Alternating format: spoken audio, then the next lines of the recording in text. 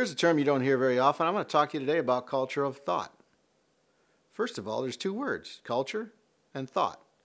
Culture is the behavior or the existence that we live in this day. For example, we live in a certain culture in this country. There's certain cultures in other countries, and there's certain cultures in your family. There's socioeconomic cultures that we have in our lives. There's culture everywhere. There's culture in the arts and culture in writing and culture in music. There's all kinds of different ways to describe culture. But the culture of thought is the way that your mind has been programmed through all the events in your life, the people you hang with, the books you read, the things you listen to, teach you how to think.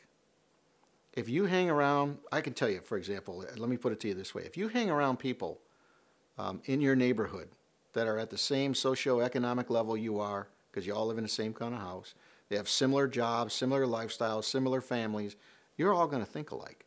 You're all going to have a certain culture of thought, and you're going to be the best of friends till you move out of that neighborhood and you go to another neighborhood.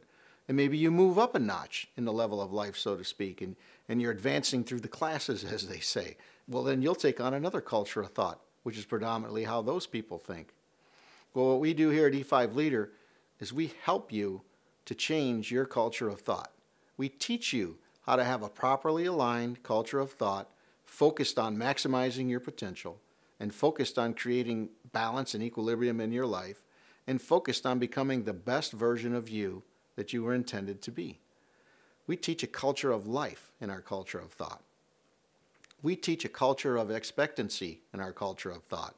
We teach a culture of thought that says this: the world and all the resources in it are not finite. They're infinite. And that we can have as much of or as little of as we desire. Some people call that an anti-religious thought. I know a lot of people in religion have a challenge with what I just said. But it isn't that we're in the pursuit of things or that we're in the pursuit of material items. We're in pursuit of life. We want to live life abundantly and have the most out of it that life can give us. That's what I mean by infinite. We can have more joy and more happiness and better relationships and more excitement in our lives and more everything. And oh, by the way, if you need more money, you want more money, you can have that too. You know, that's kind of a byproduct of having a culture of thought. Your culture of thought dictates what kind of car you drive right now. It dictates the house you live in. It dictates the friends you have. It dictates the clothes you wear, the schools your children go to.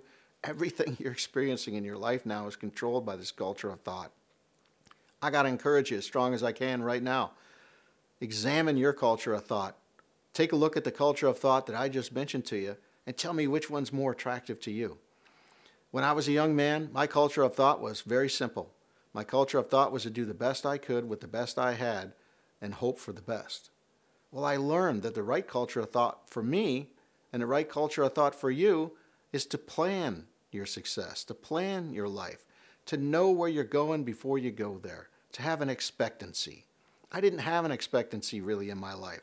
I had whatever was fed to me by well-meaning neighbors, friends, and relatives and people in my life. So culture of thought is very, very important. And in addition to the culture aspect of how we think and why we think, the behavior side of it, what kind of thoughts are we thinking? Is your culture of thought positive? Is your culture of thought negative? You know, are you battling bondage? Do you have bondage to anything in life? Or, you know, do you have bondage to debt? Do you have bondage to pornography? Do you have bondage to alcohol, to drugs? Are you experiencing some kind of bondage in your life? Because bondage and culture of thought are directly related. If you're in bondage in any way, shape, or form, and you want to change your bondage situation, adapt a new culture of thought, and I guarantee your bondage situation will change. Hi everybody, it's Mark. If you enjoyed that video lesson, I have 3 things that you can do right now to continue your journey at E5 Leader. First of all, you can sign up for this channel. That way I can deliver weekly video lessons to you that'll transform your life. Secondly, you can go to e5leader.com where I have a bunch more free training videos, newsletters, blogs, all kinds of great information on the secrets to leadership lessons that have transformed the top leaders in this country.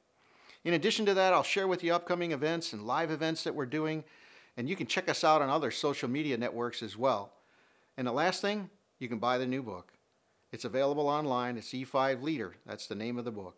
And what it is success tools to help you maximize your potential. and to create equilibrium in your life. And today, I want to offer to you free 12 leadership lessons, my best 12 lessons of all time in 30 years.